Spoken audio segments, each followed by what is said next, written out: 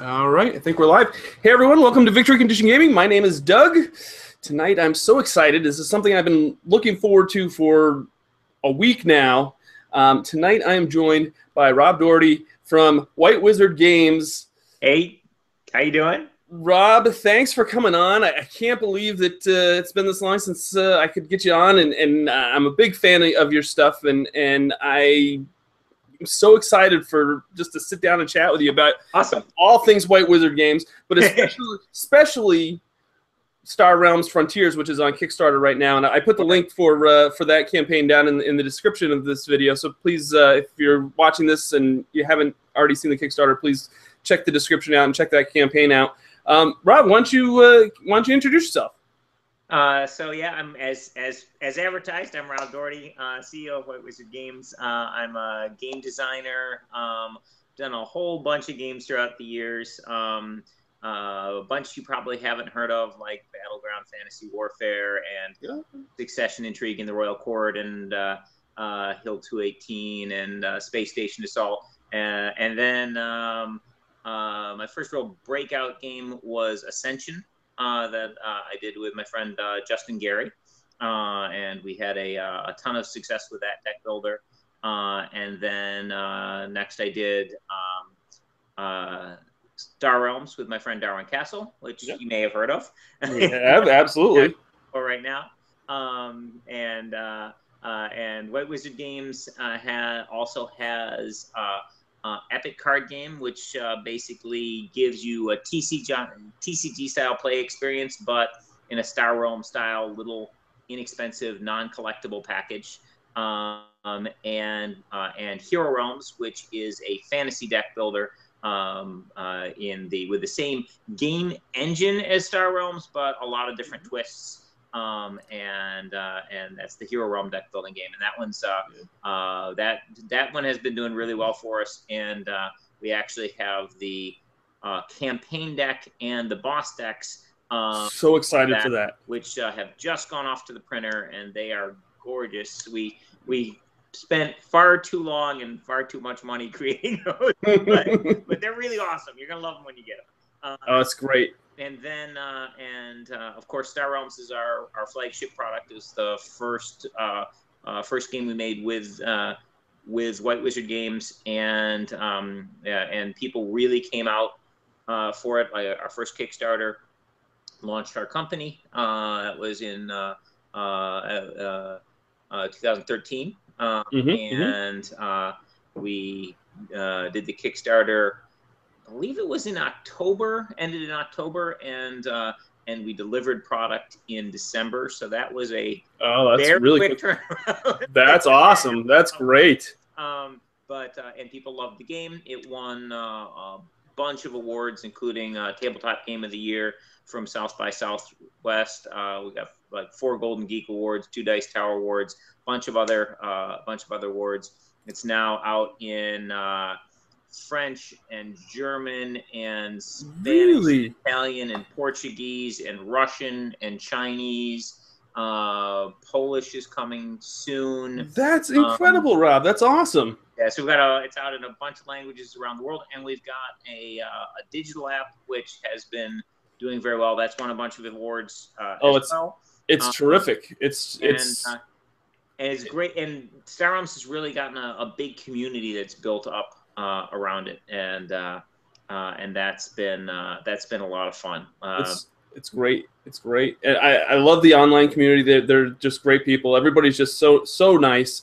And one thing I want to say about the app is that one thing that you tend to get when you go digital with a game is it kind of loses something. Star Realms still keeps, like, it's just as fun to play Star Realms digitally as it is to play it like on the table. Well, one of the great things about Star Realms is you can play it so much. Like the most games that you get, like if I get a board game and I play it like 10 times, I consider that a big win. Like, right.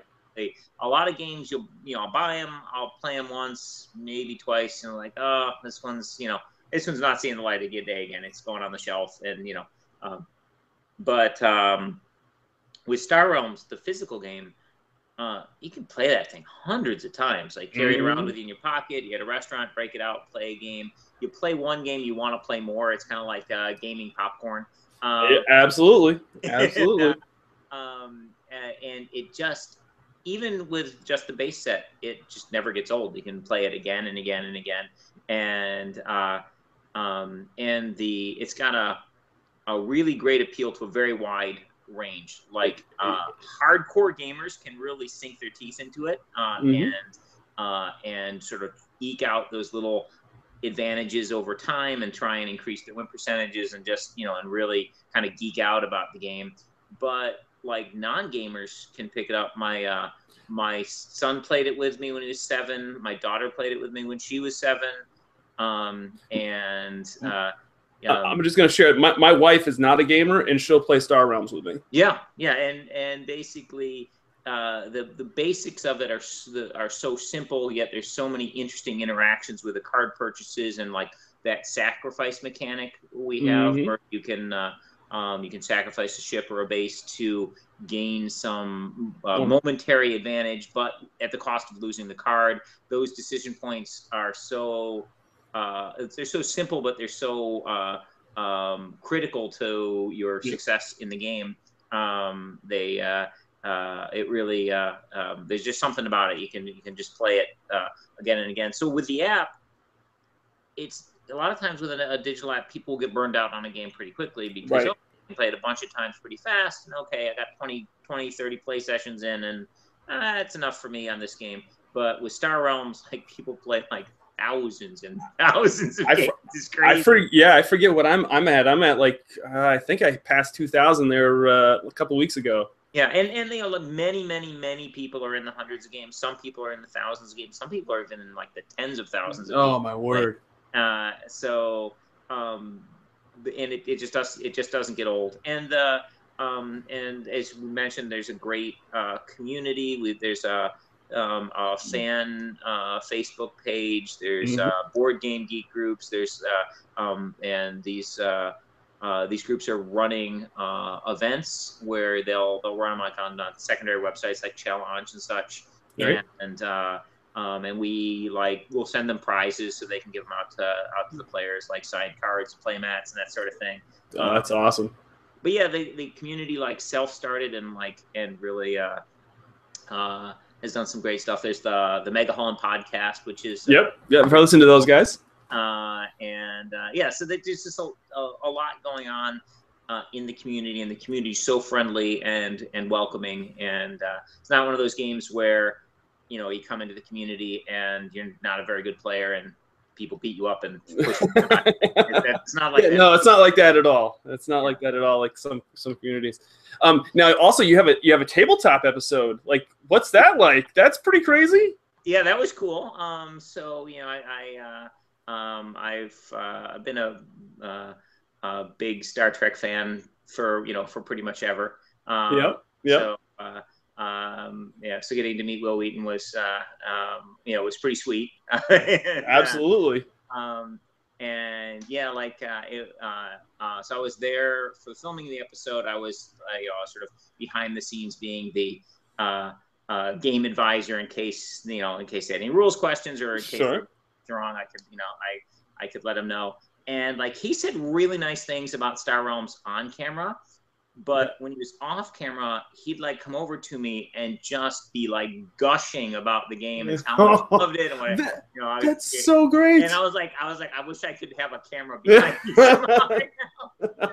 But he was super nice. And, that's awesome. And he was, and he absolutely loved the game. And it was just really great to see. And the every time Star Realms gets put in front of more people, like a tabletop episode, or someone famous discovers the game and tweets about it, or various things will occur which sort of brings the game in front of more people's attention, and always get a spike in new people joining the digital app.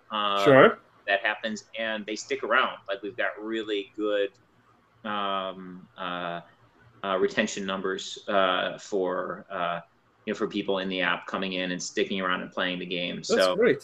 so the community's just been growing and growing and growing slowly over time. Obviously, we're not a big company. Like literally, when we started, it was in my garage. Hey, so. there's been some great businesses that have started in garages. I'm just saying right now, like Ben and Jerry's. We have Ben and Jerry's up here. They started in a garage, and they're all over the place. So, sure. Just saying. Now, did you ever, like, when you first started though? Did you ever envision what you have, like this whole thing that you have now? I mean, that like I always like think big. I'm a big thinker anyway, but like I would never be able to think like I'm like, oh my god, all these languages my games are in. It's worldwide. I got people playing online. I got online communities. Like that would just blow my mind. It's pretty cool. Like basically, I've been designing games my entire life. When I was a little kid, I would tinker around with games, and I was self-publishing for a while, and I did a bunch of games where we had people who really enjoyed the games, really loved playing them, but financially they weren't hugely successful. They didn't have giant followings, and a lot of that was due to there's so many elements. It's not just your game design. There's also your art and your graphic design, so the look of the game. And also, hugely important is marketing, just getting the game out there in front of people, and you have to be able to get it onto the game store shelves for people to buy it in the first place, etc. So being at the point now where we can design a game that we feel is good, that we like to play, and we can put it out there, and we know that a bunch of people are going to look at it, and we're sort of automatically past that critical mass phase. That is really, really nice. I bet. And basically, sort of the first game my first sort of breakout game was Ascension, and that was sort of the first time where not only were there fans of the game who really liked it, but basically it was selling really well, and it was a known name and in store shelves, and people were and like it sort of a little phenomenon. And basically ever since Ascension, I've been just very fortunate with my games. I've done Ascension, Star Realms, Epic, and Hero Realms, and every single one of them every one of those has done really well. And it's a really great place to be in as a game designer, to be able to I bet put stuff out there and have people actually play it, because you work so hard on the games and such, and like many of those early games, like I said, people liked them, we had fans of them, but not enough to support all the people you need to pay to sort of keep the companies going. So there were a lot of at bats before. Hey, that's all right. At least you kept going, Oh yeah. That's awesome. All right, so let's talk a little bit about Star Realms Frontiers. All right, so it's on Kickstarter. It's your third. I like to call it. I have a buddy, Alan, who comes on this channel every once in a while. He's dubbed this phrase, this term, expand alone, where you can kind of. I thought that's good. I like that. Yeah. You're gonna have to pay Alan for the copyright usage on that word, but he uses it for some of his RPG Kickstarters. Expand alone. Let's talk a little bit about that. It's on pace to be your biggest Kickstarter to date. Yeah, so that's amazing. It is amazing. So basically, the original Star Realms Kickstarter, we were very fortunate to have it,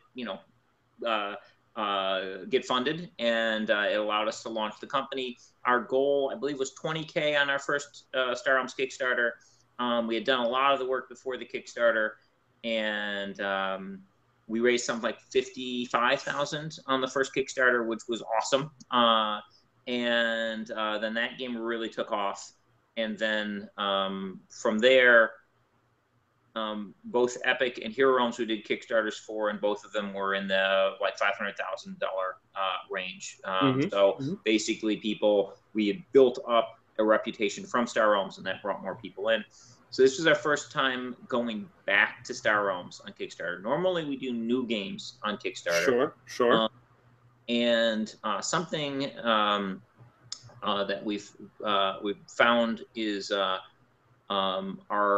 games that we do on Kickstarter really hit the ground running very hard, in that people get them early with the Kickstarter and they play them with their friends and they get excited about the game, and Kickstarter backers sort of become like a demo team for the games, and people get really excited about being able to interact with the designers and make suggestions on things they'd like to see in the game. And we always end up through the course of the Kickstarter adding a bunch of stuff to the product, and also a bunch of stretch goals.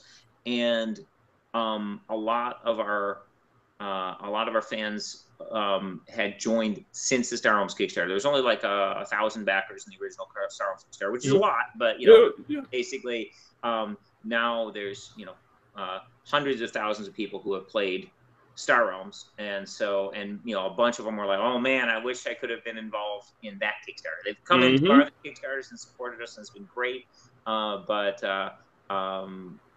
they really wanted to be involved in a Star Realms Kickstarter and have that kind of input into the Star Realms game. So we decided to bring Star Realms back to Kickstarter to get that community input. The dollars a Kickstarter brings in can really help us focus more on the product and do more with it. Like we can put more dollars into art, more into design, and get more stuff. And as you can see with this Kickstarter, we've got a ton of cool content.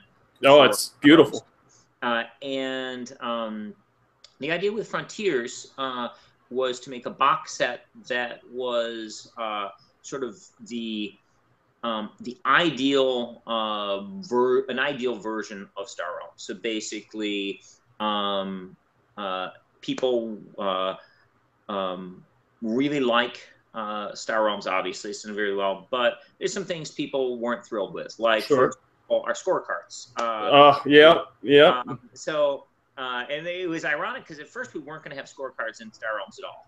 And then we decided to add these scorecards. And basically, as a Magic player, we would often keep track of our score using Magic cards that we weren't using, and like use them face up and face down to represent 1s and 5s, and turn them a different direction to represent bigger numbers, and just a convenient way to keep score that you always had around. And I was like, oh, we could do something like that with Star Realms. And so I added this scorekeeping thing in because you could use pencil and paper, but wouldn't it be nice if there was a way in the box? Yeah, just have it all in one box. But they're a little fidgety, and people have a little hard time keeping track of them. It was like the one actual game component that people were like, I don't love this. So and with Hero Realms, we made these really elegant two-sided scorecards. They're beautiful. Yep, they're awesome. Which are really great for Dragon Score, so we wanted better scorecards. You can play more than 2 players in Star Realms, and they've got a bunch of really cool multiplayer formats. But normally you need more than 1 deck. And so we're like, well, it'd be nice if we could have, right out of the box, people be able to try out those multiplayer formats. So if someone buys the game at the store and takes it home and it's their first experience with it, they can do the 3-player, 4-player games as well. And also we wanted a sturdier, nicer box. Star Realms had this really crazy thing we did where we basically took, deck building games are like $40. Sure. And generally speaking, most deck building games have art that's it's okay. It's not great, but it sort of gets the message across, especially at the time when Star Realms came out. Oh, absolutely. Yep. And basically, we built a deck building game. We put a huge amount of work into the design and development, balancing the game, making it good. So we spent as much or more time than people spend on those in general. We spent a lot more on art. We were like, okay, we want to have TCG level art, really nice art, not just sort of passable, you can recognize the different cards. We want nice art. So we put a lot of work into the art and a lot of money into the art. and so we had better art, what we thought was better gameplay, like we spent more time on all these components. And then instead of putting it in a normal size board game box and charging $40 for it, we were like, well, with other deck building games, we take them out of the box, we throw the box away, we put them in like a little like Magic card storage box, and just bring it around with us, just more convenient.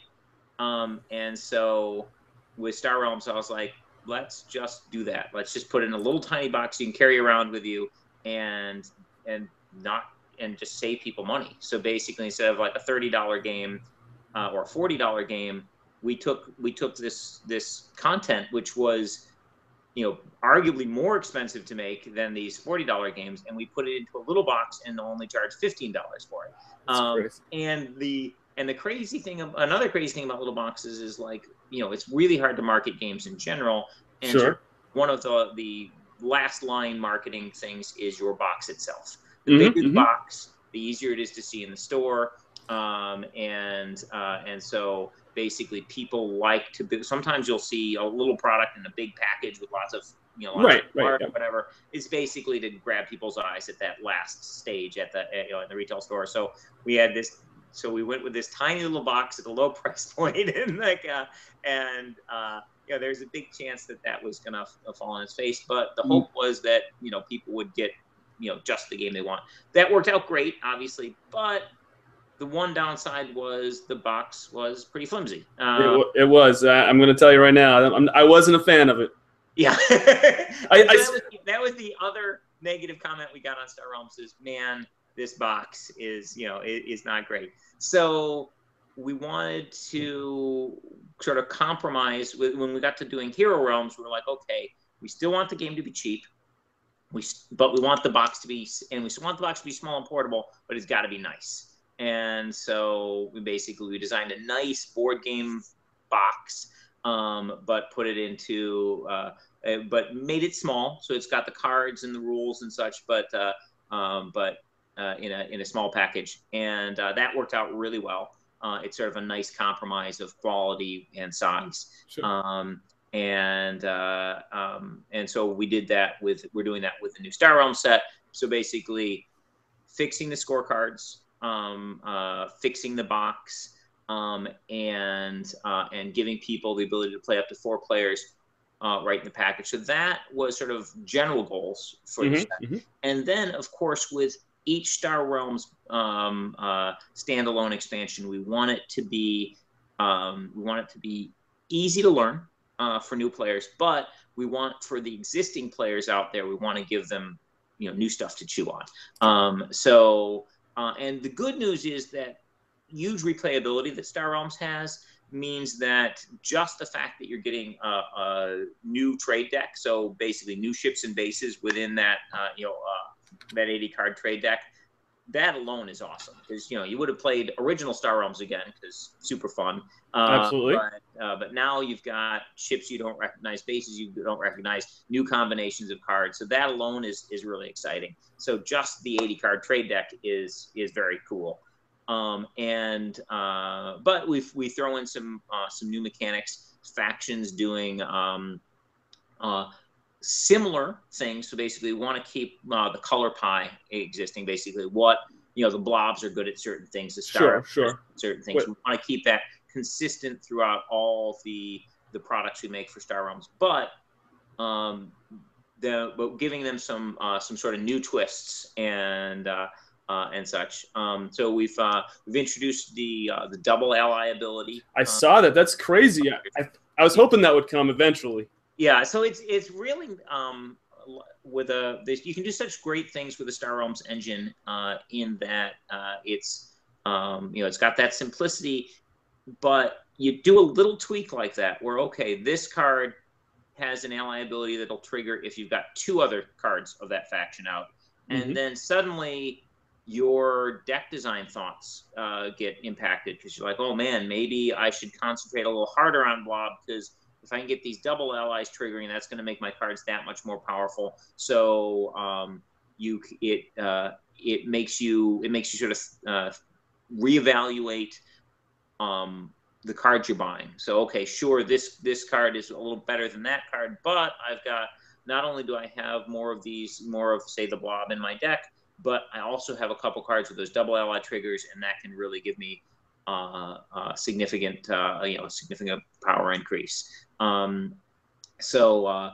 that mechanic is really cool, and it'll really affect your deck building as you're playing. So that's a very simple rule, but one that has big impact on play. And then there's we had a bunch of, in the initial design for this set, there were a bunch of keywords that over time we ended up keeping the mechanics but stripping out the keywords to make the game simpler. So basically, you could just read the card and do what it says, and not. So, for example, we had a Star Empire strafing ability, where basically you would, when you played a card of that, a card to strafe, you would draw and discard along with the card play. And that was a really cool mechanic to have on some ships in the Star Empire. It went along with the Star Empire's theme of being good at like moving through your deck quickly, the draw and discard effects. But the keyword basically added a little bit of complexity for a new player, where they'd have to, one more thing for them to sort of know, where we said, you know what, let's just drop the keyword off, but have this mechanic show up multiple times on cards throughout that faction. And we do that with all the factions where we have things that the faction is doing, but they're not. We sort of stripped the keyword away so that it's just read the card, do what it says. Makes it that a lot easier for those non-gamers who we love to play Star Realm good. Absolutely. Now, there's also there's some dual faction cards in this Kickstarter. We've got a Kickstarter exclusive pack, Stellar Allies. Now, we introduced dual faction cards in the Star Realms United set. That's right. Okay. Yep. There was in United, there's 4 packs in United, and in United Assault and United Command, there are multi-faction ships and bases. But there are 6 possible faction combos in the game, and we only had cards for 4 of those faction combos. Okay. Yep. One of the features of this Kickstarter is we have these commander decks, which have these 2 factions that they specialize in, faction combos, and so we really wanted to bring in ships and bases of that last faction combo to go along with these other things we were doing. So we created ships and bases for the 2 faction combos that had not appeared in the previous set. So we have in Stellar Allies, we have Blob Trade Federation combo, and we have the Star Empire Machine Cult combo. Excellent. And that's the first time those combos have been seen. And these the dual faction cards, again, very simple mechanic. It's just this card is both these factions, but it does a lot for your deck building. You now have bridge cards that can make it much easier for you to trigger ally abilities between your factions. So the multi-faction cards on their own, they tend to be a little less powerful than a card of the same cost of a single faction, because that makes sense. They have this added bonus of, hey, I can trigger an ally ability for your blob card, and I can also trigger for your Trade Federation card. So it's just inherently more powerful.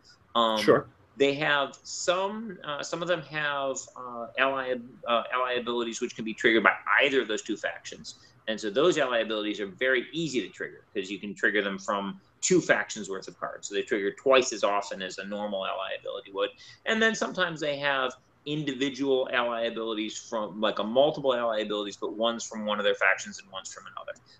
So there's a lot of little ways that those cards can vary, and they do, and as I said, they do a lot for your ability to build a cohesive deck, which gets those ally triggers you need to function, and it sort of opens up new doors for you. So you see one of those hitting the trade row, then that's it opens up a whole world of possibilities for your deck build. Okay, this matches one of my factions. I'm going to pick it up because it'll go seamlessly into my deck. But now, hey, I've got a Machine Cult card now, as well as been going Star Empire. Now I've got a card that's Star Empire, so it's going to work with my others, but it's also got Machine Cult. So maybe I should think about that Machine Cult card with a good ally ability, so it can bring your deck building into directions that they wouldn't have gone otherwise. So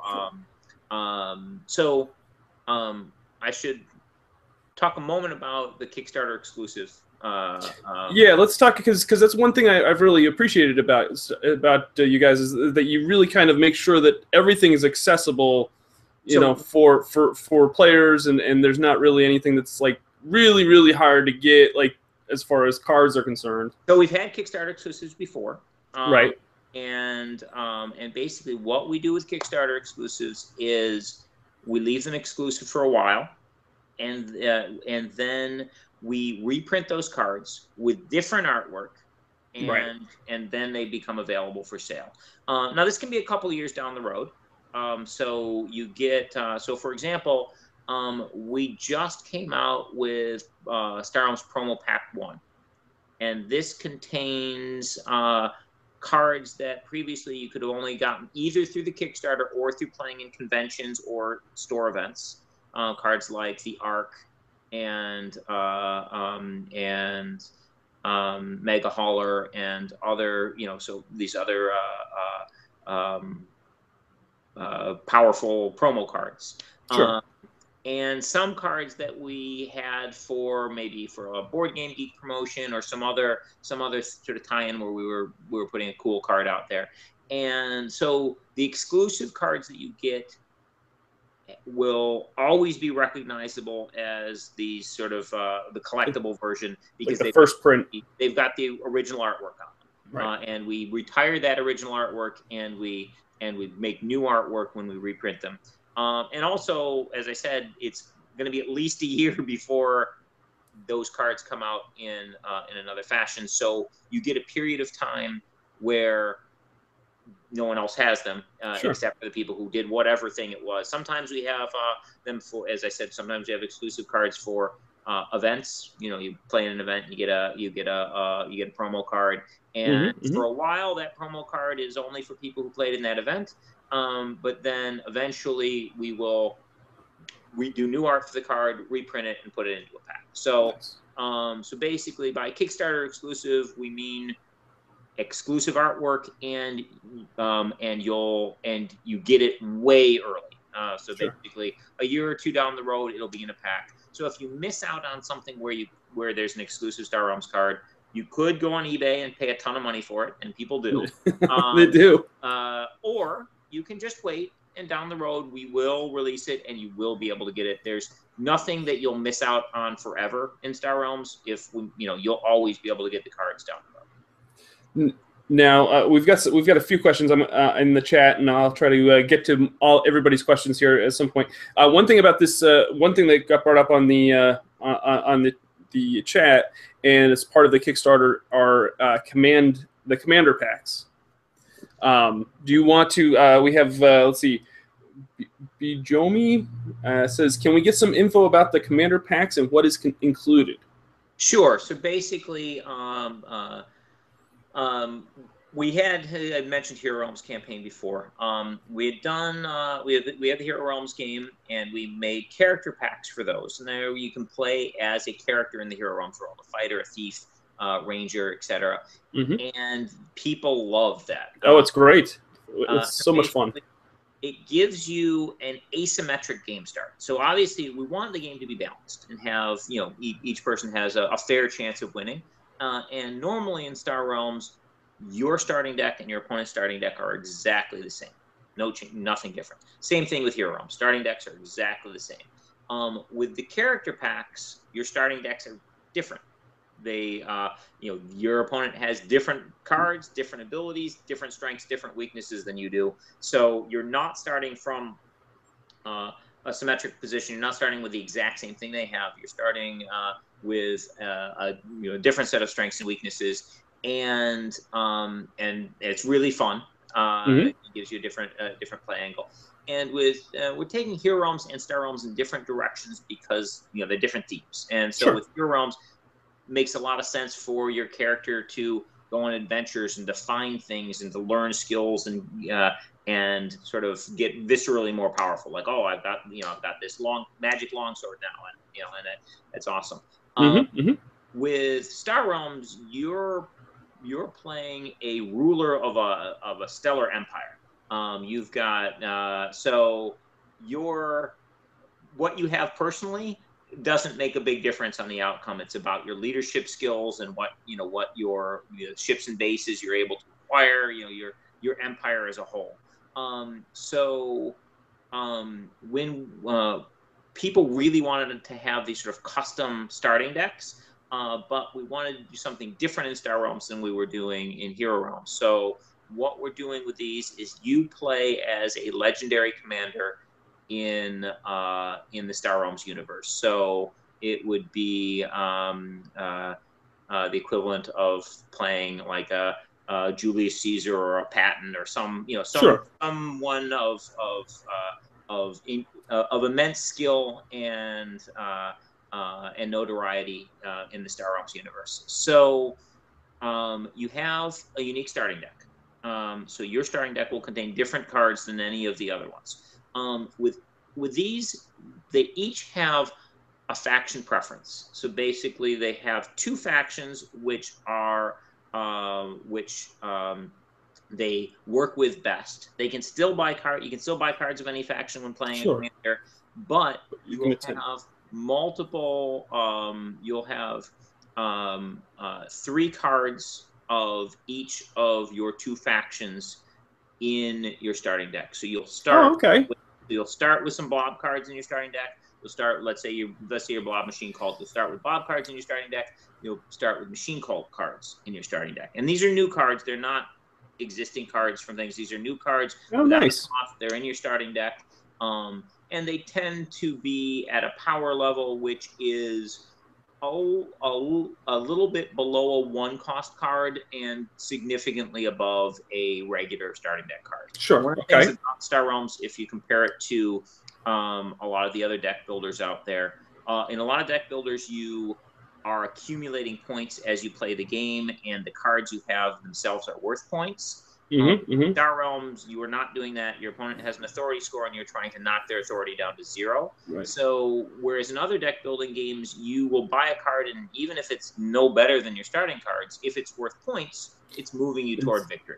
In Star Realms, your deck, its only purpose is to remove your opponent's authority down to 0 before you do it to you.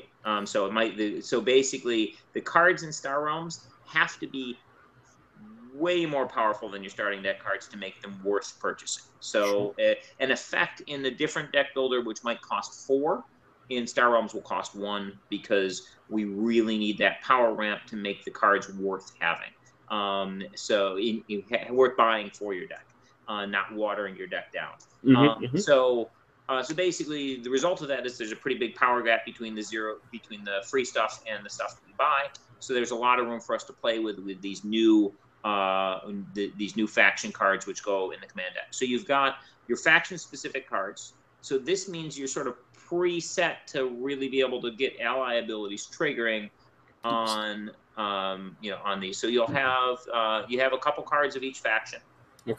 In your so you have a couple blob cards, you'll have a couple machine cult cards in your starting deck, but you also have a couple more cards that aren't in your deck but are in play at the beginning of the game. These are gambit cards. And these one of them is a continuous gambit. So for people familiar with the gambits, there's Some of the gambits, like Energy Shield, give you an effect that's just going all the time. Right, minus other, 1 pound. Yeah. Yeah. Other ones have like a sacrifice ability. Sacrifice the gambit, and you do something big with it. Sure. So each commander has a static gambit and a sacrifice gambit. Nice. And these frequently work with the factions that they're good with. So they'll do something no matter what, but if you have cards of that faction, it makes them even more. Makes them better. Maybe ally triggers, other sure. things go on with those. So you've got your cards of your faction, you've got your and you've got these gambits. So between and then you'll have some standard starting deck cards, some Scout Vipers, and you also have a different hand size and a different starting authority. So, commander, like there's a commander image on our Kickstarter page, and that commander has a 6-card hand size and a starting authority of 80. So that's huge. Yes, so that's a big deal. So basically, you're at a higher power level starting out. So between the hand size increase, the authority increase, your more powerful cards in your starting deck, and this sort of faction-specific bent, and the fact that your gambits do different things than each other commander's gambit, you have a very different starting position from each of your potential opponents, each different command deck. Sure. But also, so you get to play Star Realms at this sort of higher power level with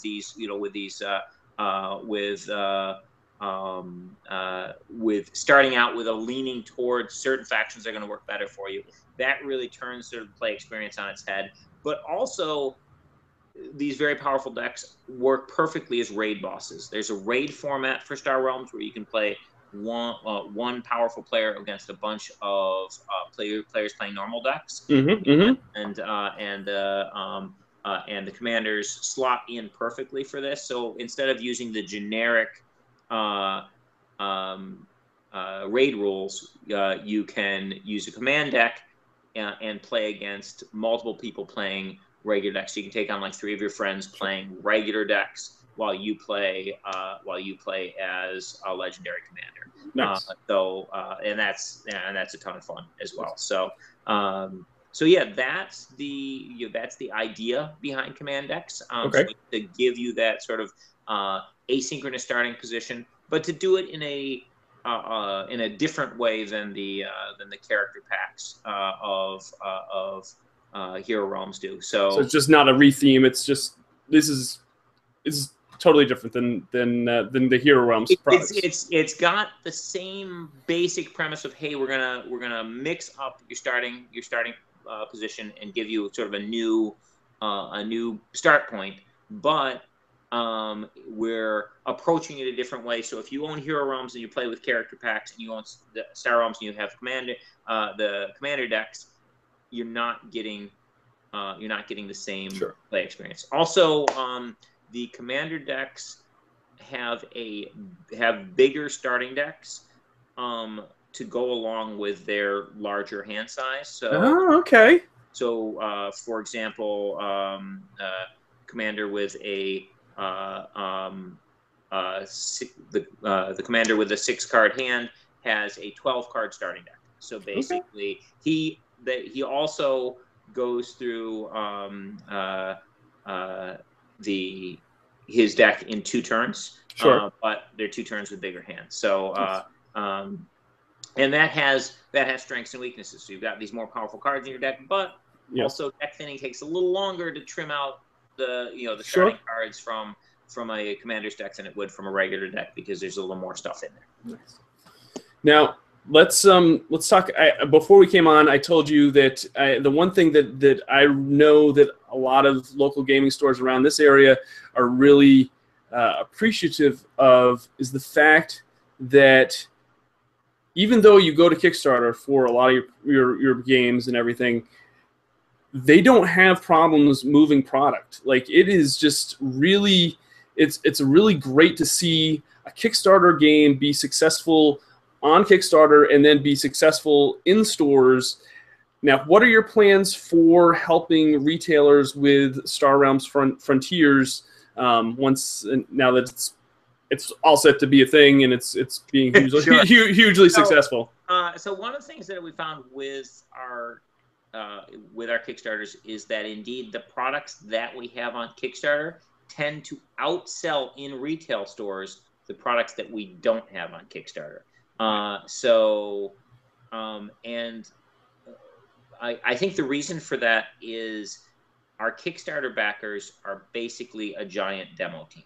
Yep. So, if you had a new game and you told retail stores, hey, I am going to ship demo copies of this game to 10,000 of the most rabid gamers in the world, and they're going to play it with their friends, and they're going to bring it to your shop, and they're going to play it there, and they're going to do that for 2 months before the game comes out. They'd be like, wow, that sounds awesome. They would, absolutely. We're going to have so many people who want to get this game.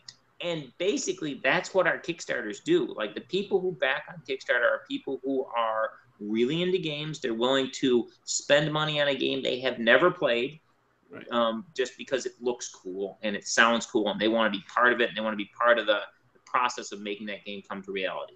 Right. And you can bet if you are the type of person who wants to help a game come and be a real thing, when you get that game, you're going to play it. Yep. You're going to play it with your friends. You're going to try it out. And unfortunately with Kickstarter, it's more important for your game to look and sound good than to actually be good. And many of the games I've gotten on Kickstarter, many of the games that are on Kickstarter and people might have gotten, maybe when you actually get it, it's not quite as fun as you thought it would be. Yeah.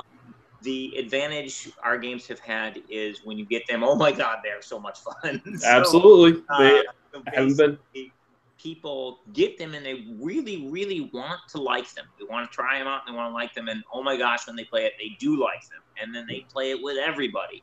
And then by the time the game actually comes out in stores, the vast majority of people who will not go on Kickstarter and will not, pay money in advance for a game they've never played. Right. Now those people have played the game. They have seen it. They have played it. They know it's fun. And now they want to buy it. And so by the time the game hits the store shelf, I've seen that, I've played it. It's already sold. It's awesome, I'm getting it. And then, so that does great things for us. And we're excited about what that can do for us with Frontiers. We also have a retail tier. So right. Retail stores. Let's talk about that. Retail stores can get involved in the Kickstarter. Basically, we don't like posting all the nuts and bolts of what a retailer gets. Retailers work very hard. They provide a space for people to play. Their livelihood is selling the games, and part of that is they need markup. Right. And most people are totally cool with that, but some people get really upset at the fact that why does this store get it for less than we do? So for early on in Kickstarters, I had some stuff where we posted exactly what the retail deal was, and it made some of our backers upset. And I was like, you know what, we'll just keep the details off there. And so basically stores can just back for $1, so that they are part of the Kickstarter and they're able to see the updates and be involved. And we have a kit where basically they can get a bunch of the new set stuff at their standard discounts, so that they can sell it and make a little bit of money, so they can eat. So nice. Yeah, no, because a lot of these game stores, everybody, you know, I talk to people about the game stores, and, you know, I'm part of the communities of the game stores in this state, and I try to tell people, because they're like, oh, they must be making a whole bunch of money. I'm like, no, they're not really making a whole lot of money. If you've ever worked retail, the gaming segment of retail is such a small niche market that they're doing it basically because they love the community. Yeah. If you own a game store, you love games. Like, basically, right. I actually owned a couple game stores, the Your Move game stores, and you know, I owned them and I ran them, so I'm very familiar with the with that side of the business. So yeah, basically, if you're a retailer, you can just wait for the regular release. That's no problem. You can buy through your distributor as normal. We have a pre-release kit that you can, again, get through the Kickstarter, just back for $1, and then contact us, and we'll set up with Nice. the kit that you can purchase direct from White Wizard Games. Now, they'll get that product at the same time the Kickstarter backers are getting theirs, so a couple months before the regular release, so they'll get it early, so they'll have something to sell. It's not going to be every copy you're going to sell of the game. It's basically to build up some excitement in your shop. Sure. You know, so you'll get a couple displays, like a pre-release almost. Exactly. And the whole idea is to get some people playing the game in your shop, and to and obviously make a little bit of money at the time, and sure. but also build up demand, so when the main release comes, when you get your big order from your distributor, there's already people who want it, you know, ready to go, so that you'll be able to, you know, move copies quickly. And nice. And you know, I think that you know, I've talked to a lot of retailers who move a whole lot of Star Realms product, so you know, so that'll do. I think that'll work really well for them. And one of the great things about the Kickstarter is it's allowing us to create more Star Realms product more quickly than we could have otherwise, because of the dollars that the Kickstarter brings in. So we're going to have a whole bunch of awesome Star Realms product that will be on the retail shelves, and even those Kickstarter exclusives down the road, they'll be there repackaged, and then those will be in stores to sell. So basically, it's going to create a lot of content for the brick and mortar stores as well. All right, let's get to a couple questions, because I know people have been waiting on a couple of them. Creature. Hang on. What's that? Well, I've been rambling on. Yeah, no, it's fine. I don't, you know, it's awesome. I love hearing all. We could go on all night too, and I'd still be like, oh my gosh, this is so awesome. Creature X99 says, any plans for a solo co-op campaign mode for Star Realms? So, not in the way that we're doing in Hero Realms. So in Hero Realms, the campaign is it's not just a storytelling experience. It's a leveling advancement experience, where basically you've got you'll have encounters, you'll find treasure, you'll gain experience, you'll spend your experience, you'll advance your character, and and pick up skills and such. So it's very much like a role-playing game series of modules with the Hero Realms campaign. In Star Realms, again, you're starting from a much different position. You are a leader of an entire multi-planet nation with great fleets of spaceships and such. So we have the ability to tell multi-part stories through missions, and that is something that we've done in the app. So if you play the app campaigns, they go on stories, etc. But it's less of a sort of that character building, skill building advancement, and more of and then in this chapter of the story, this is your goal and this is what you're trying to do. So we definitely have solo and cooperative missions that are part of Frontiers, and that was something that was really exciting to be able to put in the box set. So we have there's solo and co-op missions in the Gambit set, which I've heard from a lot of people. They love them and they wanted more of them. Absolutely. And so we decided to put one of those into the Frontiers box set, and so that people would be able to experience that solo play and the cooperative play right out of the box. Nice. And our stretch goals, we've been making more of those. So now there's going to be multiple solo co-op missions in the Frontiers box set, and I have a feeling by the time this campaign's over, we're going to have a bunch of them in there. So basically, integrating them together into a cohesive story would certainly be possible. But they'll be more playable on their own and less about like personal advancement and more about, okay, what are we doing in this mission? What's this story about? So I hope that answers the question. Yeah, I think that does. Yeah, sure. The other question we've got is from Fisticufflinks. Love the name. If you had unlimited funding and resources, what would your grandest dream for Star Realms be?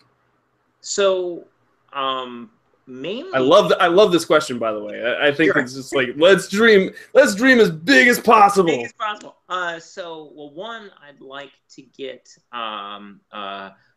Star Realms in front of more people. Like basically, Star Realms has the best demo to sale, like try it and I want it ratio of any game I've ever worked with. And I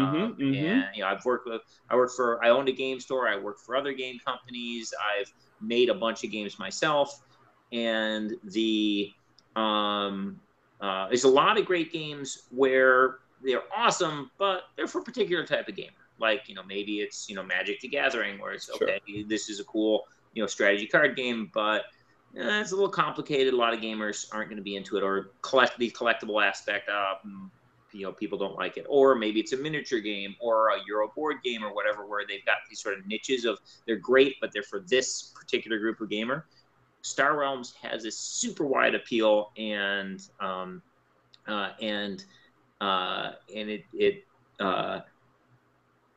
so many people who try it like it, whether they're a gamer or not. Sure. And I'd love to be able to put Star Realms in front of every person on the planet and let them try it. There's a whole bunch of stuff that we want to do with the app, and we've been moving, moving forward. So there's a bunch of stuff I'd love to do in the app, and do faster, but programming is expensive and time consuming. So and the app would definitely expand the digital team. Nice. And basically, one of the great things is we've been able to do a lot of things that I would want to do with Star Realms, where we basically get to make new sets, we get to have great art, etc. But basically more of that, like basically I'd like to have more designers and developers working on Star Realms, so we could create content. We could create more content more quickly, even more artists. As basically you're limited in your. We can only make cards at the speed that we can get art for them. Sure. So, and that's a big piece of the puzzle. We're blessed in that we've gotten pretty good resources, like the support of our fans, with the backing we've gotten for this Kickstarter and for previous Kickstarter campaigns, allows us to do a lot of the things that we want to do. Within unlimited resources, basically, it'd be a lot more of what we're already doing. just doing it faster, probably too. Yeah. Nice. That's awesome. Now let's talk. You mentioned the app. Let's talk a little bit about the app real quick. The app just had a huge upgrade. Yeah. Like a huge facelift. It works phenomenal. It looks even. I mean, the original Star Realms app was great to begin with. You kind of even put a little more shine on it, and it's even more phenomenal now. let's talk. Actually, I've got a question right here from, well, I don't like to ass kicker. I guess that's it. I'm just saying. Is United Frontiers Commander Packs coming to the app? And if so, do you have an expected time frame? So one of the great things about the Kickstarter, as I said, was more content. And another great feature of that is content we make for the physical game will come to digital. Nice. Takes time, of course. So, like, for example, we very recently released Colony Wars in the app. And that that had been out for a year or more in physical form. So basically, there's a lag, but all this great content we're creating for the physical game through this Kickstarter, this is going to trickle down into the app, and you're gonna see Frontiers, you're going to see Allies, you're going to see Year 2 promos, you're going to see command decks, you're going to see all that content in the app down the road. Time frame, I could say roughly a year after it comes out in stores. Sure. Maybe sooner. Maybe longer. We want to get it out. The sooner we get it out, the better for us and the better for you. But if we don't do it right, it's not worth doing. We are still a small company. We have limited resources, so we've been expanding the team, but it takes time to get all things into digital. Yep. But yes, they are coming in digital, and we're very excited about it. And yeah, the app, if you haven't played the app, you should download it right now. Oh, it's so good. Free. It's free. It's free. Download it and you can play versus the AI and a bunch of campaign missions, absolutely free. Try it out. You get more content than most games you're paying money for just with that free portion. And then if you like it, you can spend $5 to upgrade to the full version, and then you can play the base set Star Realms against easy, medium, and hard AIs. You get two chapters of the campaign with multiple missions in each chapter, and you can play from people from anywhere around the world as much as you want online forever for free. At that point, you paid your $5, you can play forever, and you can get it on any device. If you've got it on your phone, you can then get it through Steam and play it on your PC. So you can play it on your PC or your Mac through Steam. You can play it on your Android device. You can play it on your Apple device. You've got an Android phone, a PC, and an iPad. You can play the same account on all those devices, and you only have to pay the $5 once. And then if you want expansions, they're a couple bucks each. And you will play so much of it. You will. For your dollars, it's best possible deal. And I love how you've made it so that your ranking, once you get to a level in online, even if you lose, you don't go down anymore. Because that was so frustrating for me. I'd be like, yes, I'm level 16. Oh, I just lost 5 in a row. Yeah, so we have a very simple leveling system, and then in order to get to the next level, you need to get that many wins. So if you're level 15, you want to get to level 16, you've got to get 16 wins, but they've got to be 16 wins. But every time you lose one, it takes away one of those wins. Right, so basically, you've got to win 16 more times than you lose in order to get to level 16, and so on up the chain. When for a long time, when you got a loss, if you didn't have any wins at that level, it was brutal. And yeah, that was not the most popular thing with our. So we decided to tweak that with the new build. So now, basically, when you get to a level, it's like a save point. Nice. So you're, and that was always the case with avatars, by the way. When you got to a certain level, you'd unlock the avatar. Oh, right, sure. But now we've made it so that your level itself, that is, if you get to level 18, you can never go below level 18. You're there, and then Nice. the challenge is, can you get to level 19? So there's a leveling system. There's weekly, monthly, and lifetime leaderboards. So if you want to play really hard for a week and see how high you can climb, you can potentially see your name in the top rankings, or you can try and play for a very long time and unseat some of our top guys in the lifetime ratings. Although I'll warn you, that will take tens of thousands of games. Well, some of my best Sunday nights are when I get the iPhone notification that I made the weekly top 200 or something. I'm like, yes, my Monday's gonna be great now.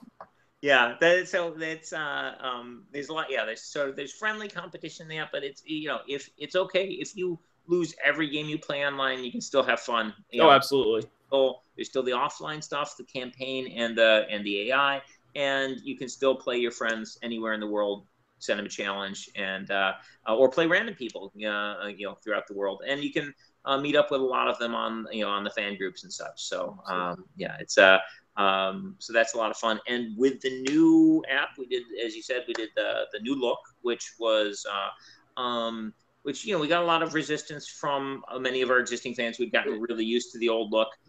Mainly, we always want to grow the community. We want, when you log on, we want there to be people for you to play against, and we want to bring in new players. And basically, the feeling was that this look was a little more attractive, a little more modern looking for new players who hadn't seen the game before coming in. Mm-hmm. And we found that, like, in Office, we had a similar reaction. So when we first looked at it, we were like, "Oh, this doesn't feel quite right. This isn't what we're used to." But then after we played for a little while, like, "But no, this looks better." We've got new real-time games. Yes. Where you can play live versus your opponent, and you have a timer that ticks down while you're playing, and as they make moves, you can see them live on your screen. So there's no sort of waiting. Right. Now that's one thing that I actually enjoy. I didn't think I was going to like it as much, because I was one of those guys that would play 4 or 5. What are those 3-minute timer games? I would play like 4 or 5 of those at a time, all at once. Oh, yeah. There goes a fan. And so I was like, oh, I'm not going to be able to get as many games in as I like, and I just like the challenge, the mental. But I found that I'm actually doing better with having that real-time game. Like, my success rate is a lot better, because I'm actually it's the games aren't as long with the way it is now, and I can concentrate solely on this game instead of like the 5 that I have going on. Person in real life, you're you're making moves. They're making moves in real time, and that's been very successful. The number of real-time games is has way higher than the old 3-minute games were. So nice. We've got a ton of people playing real time, which is great. And little teaser.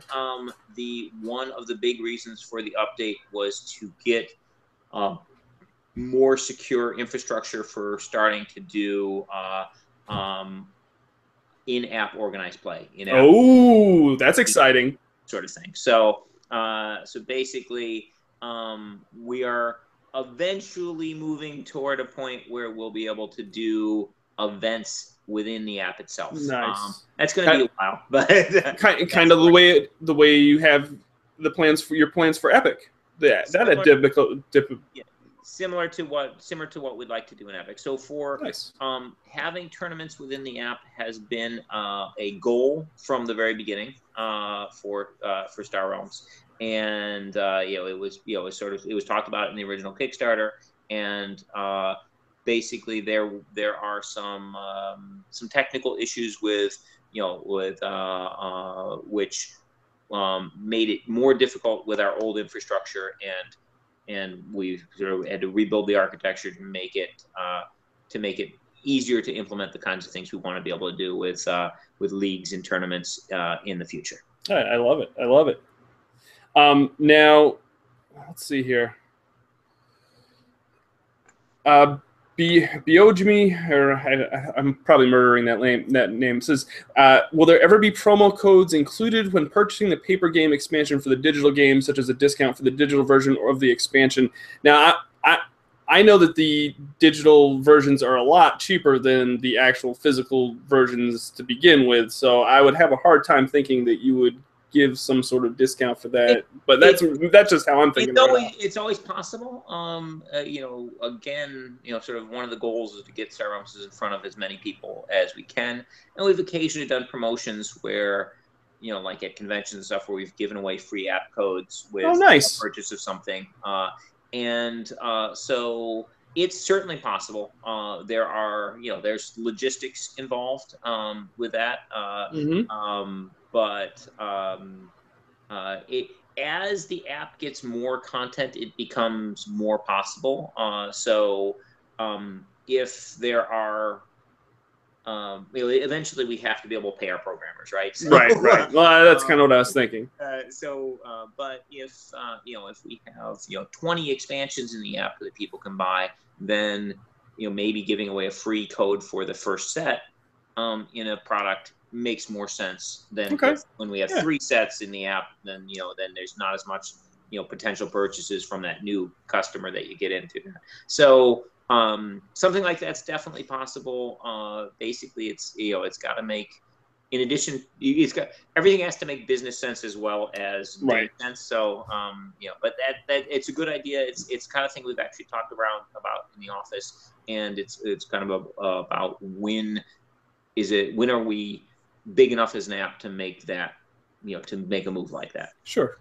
Now, have you ever considered bundling everything? Like have you ever, like, I know you have all these little, you have a lot of like smaller expansions, and have you ever thought of like doing like a one time and getting boom, here's the 3, you know, here's your gambits, here's your, like, in physical or in digital? Yeah, I mean, that's the kind, again, as we get more content, that's the kind of thing that we can start doing, where we can have like bundles of, you know, this grouping of content, that grouping of content. Nice. Okay. You know, right now the total purchase level for someone who's all in on Star Realms and digital is still pretty small. It's very, considering how much play they can get out of it. So we need to have a little more content before, you know, those kinds of group deals, you know, make a ton of sense for us. But yeah, it's certainly the kind of thing we'd like to do down the road. Excellent. Now let's talk. We did mention the Epic digital game, that version of the game. How is that coming along? If you don't mind switching, we'll touch a little bit about those other games if you want. So it's coming along well. There's a lot to it. You know, it's a very big project, but the alpha has been running, you know, since the Kickstarter launched, and we are continuously adding features and tweaks.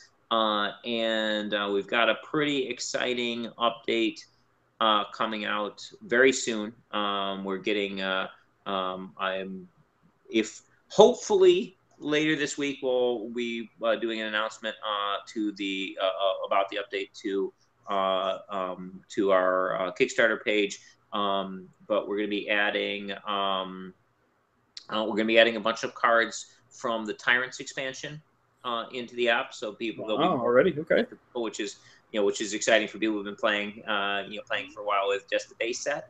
And we're also starting. We've already been doing internal testing of tournaments, and we're going to be pushing some of that capability out to the alpha testers in the Kickstarter. Now they're gonna break it first. Basically, I guarantee you, they're sure. We're gonna try them, and they're gonna crash, and we're gonna have to fix various things. But we're taking the next step toward having those tournaments, and my goal is our goal in Epic is to have regular tournament play available in the app, including World Championship qualifiers, where you can, in the app, play for a spot in the $100,000 World Championship at White Witch Games Fair. With this next update is going to bring us a step closer to making that a reality. I'm really excited about that. Nice, nice. Now, Hero Realms, you've got the campaign pack coming. That's already at the printers. It should be hitting. So the campaign pack and the boss decks are at the printers now.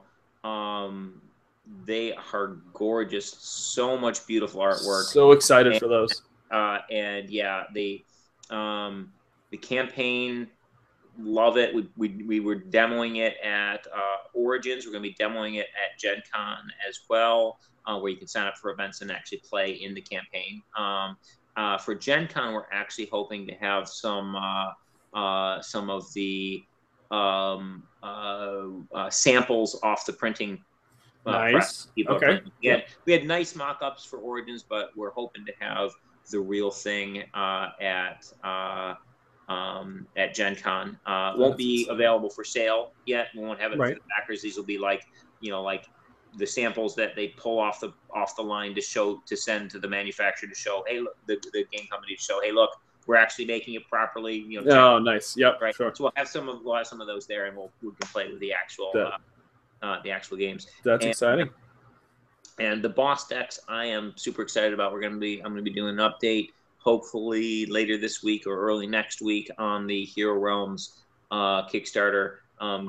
Giving some looks at the boss decks, but the boss decks are really fun. So we got the dragon and the lich, and they play very differently.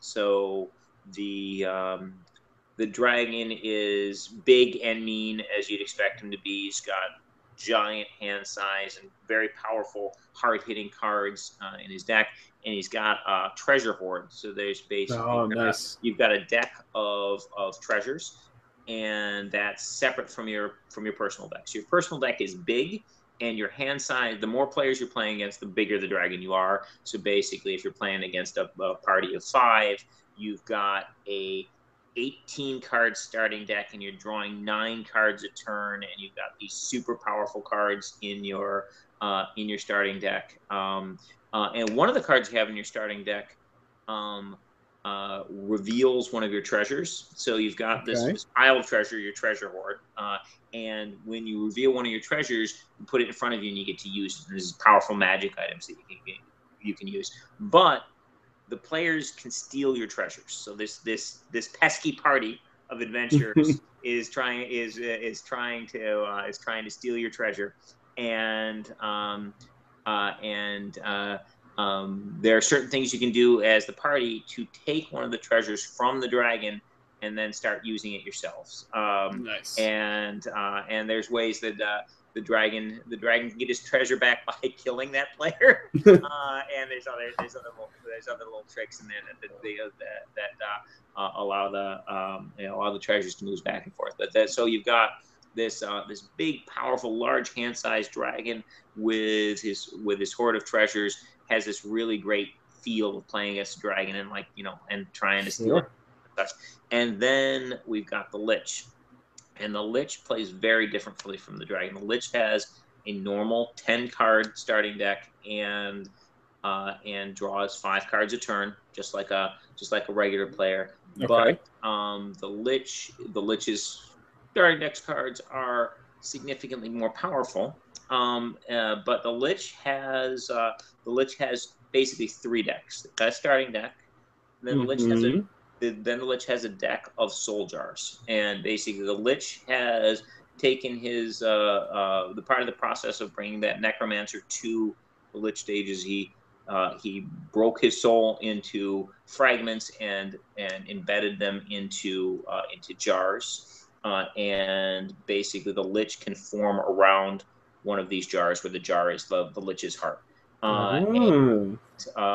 Each of these jars has different magical powers, and so when you're playing the lich, you shuffle up the soul jars and you deal them face down into a soul jar deck, 1 per opponent you're playing against. If you're playing against 4 players, you get 4 soul jars, and then you reveal the first soul jar, and you have the magical powers that go along with that particular soul jar, and you have the amount of health that particular soul jar indicates that you will have.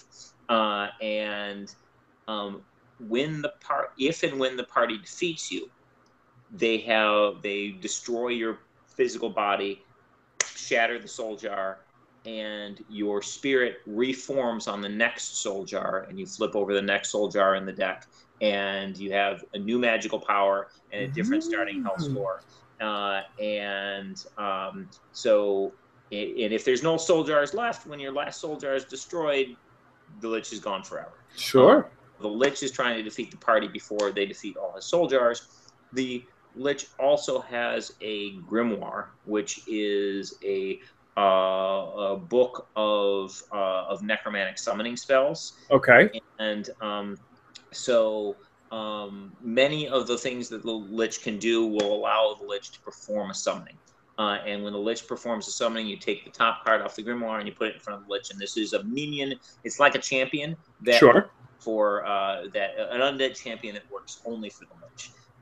And so the Lich is constantly summoning up hordes of undead to battle the party.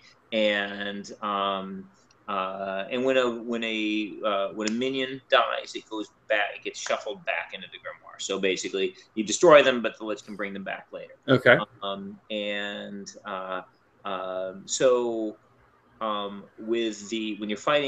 you're playing with the dragon, you're a powerhouse with a ton of health and huge hand size. You're making these big swings and playing all these cards, and you're just a big, powerful monster. Sure. If you're playing with the Lich, you've got a regular hand size, you've got a modest amount of health, but you keep coming back and you keep summoning these big hordes of undead. So they have. I love it. It's so different.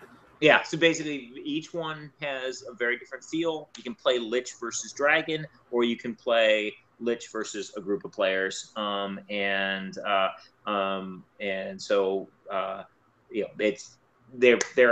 a ton of fun. The art is gorgeous. I can't wait for people to see them. I can't wait to play them.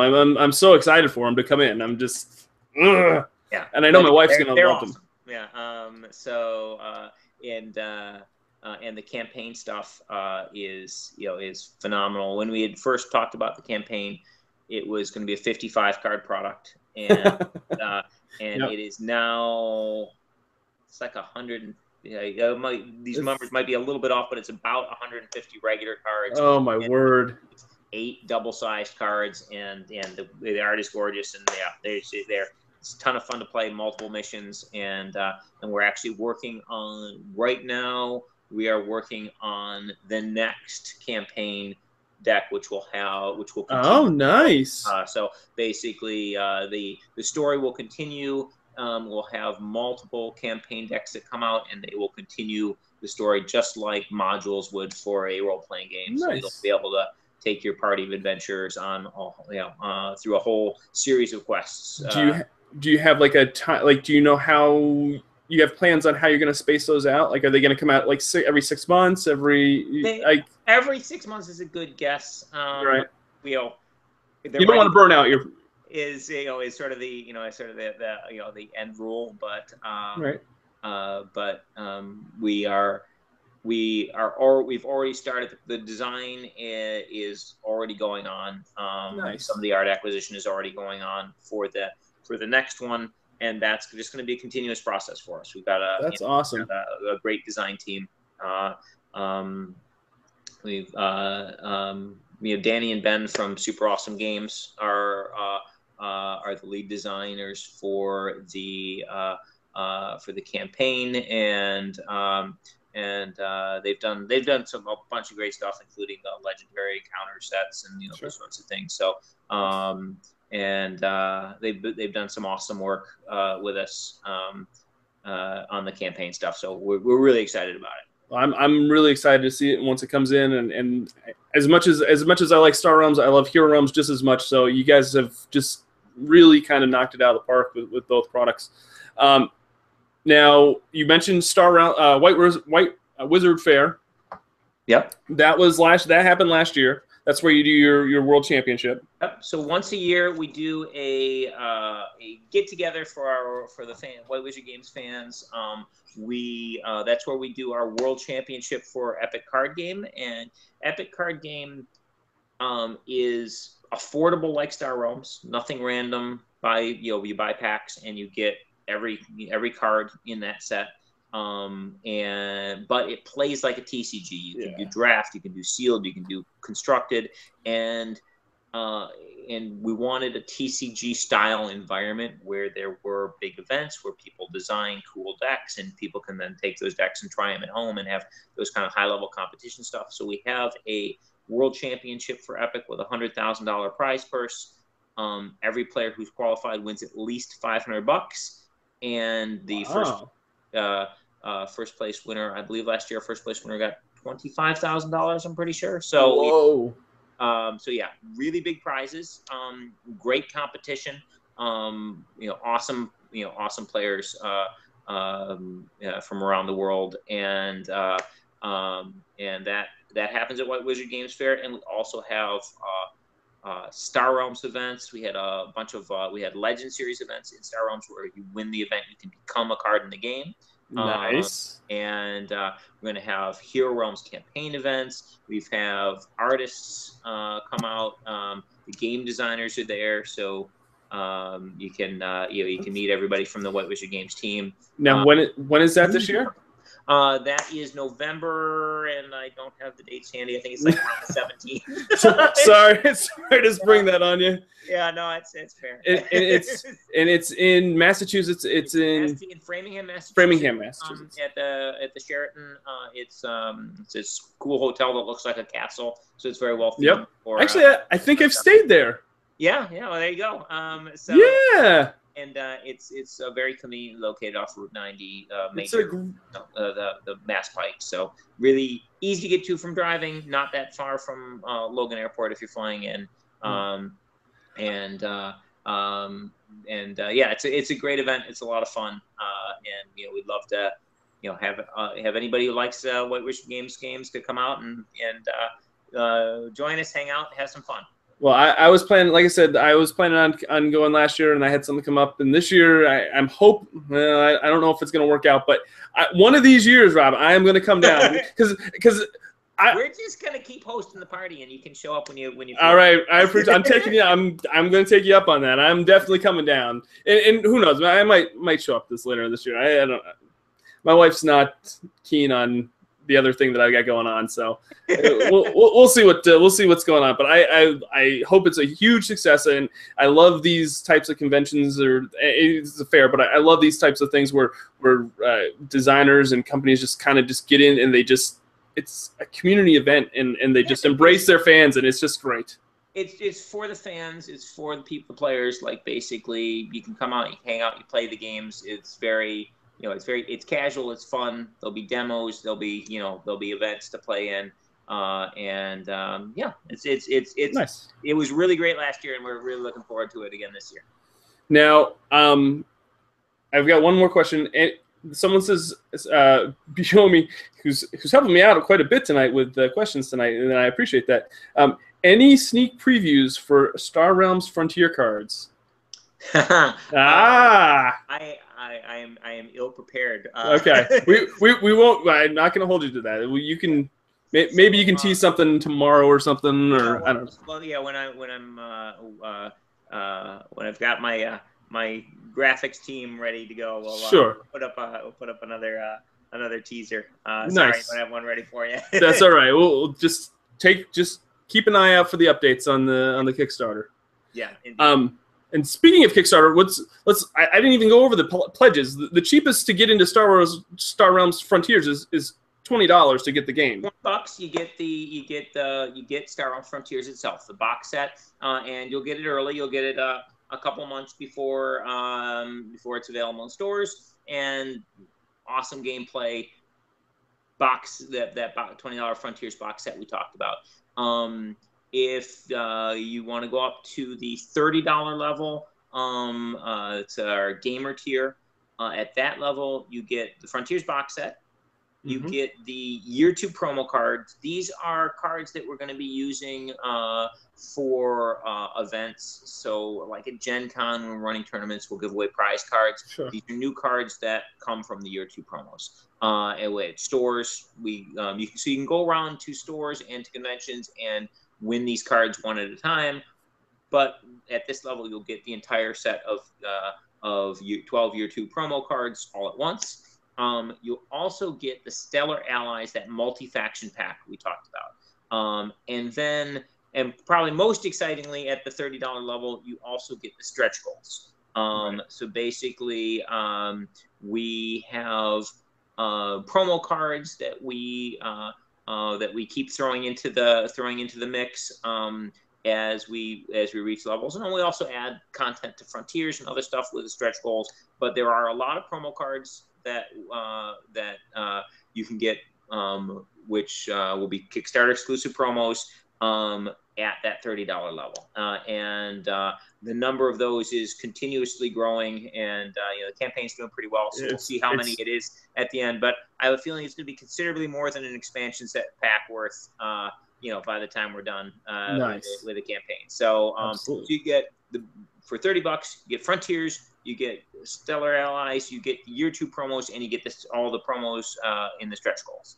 And then finally, if you want to get everything, we have a $65 level where called the Commander tier, where you get everything from the Gamer tier, and you also get 7 Commander decks. So we can play 7 different legendary commanders, and there are 6 which are 2 faction pairs, which will be available in stores, and then there's a 7th one, which is a Kickstarter exclusive, which is the Lost Fleet command deck, and that one is a factionless command deck, which works well, which has some tricks that allows it to work well with pretty much any faction. Nice. So at the $65 level, you get the Frontiers box set, you get the Stellar Allies, you get the Year 2 promos, you get all the stretch goals, you get and then you get all 7 command decks at the $65 level.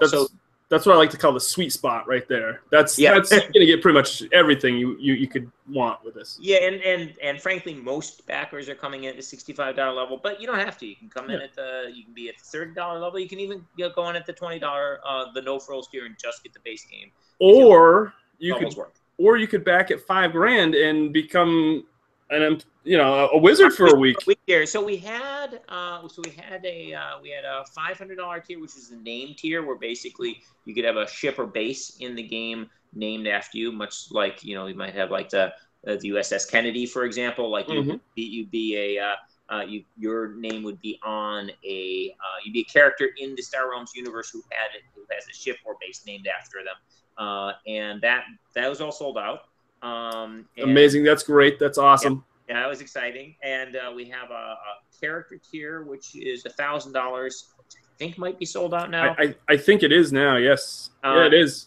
That is, you are a character in the Star Realms universe, and you yourself will be on a card. So, nice. So you can become a card in the game. But unfortunately, those are sold out. But we do have the $5,000 Wizard for a Week tier. Now, this is something we've done with our Kickstarter since the very first Star Realms Kickstarter. In fact, the legendary commander Hive Priest Walsh is our first Wizard for a Week. Nice. Immortalized in card form. At the $5,000 tier, of course, you become a card in the game, but also you get to come out to White Wizard Games and hang out with us for a week. And basically, we try and cater that experience to what you want to do.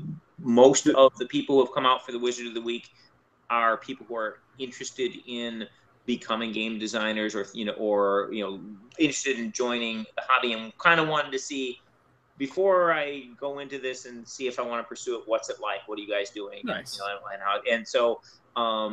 If that's the angle you're from, we can sort of teach you about any portion of the business you want to learn about. Or if you just if you're just a gamer who wants to hang out and sort of see the games being made and play the early prototypes and stuff, we can do that too. And you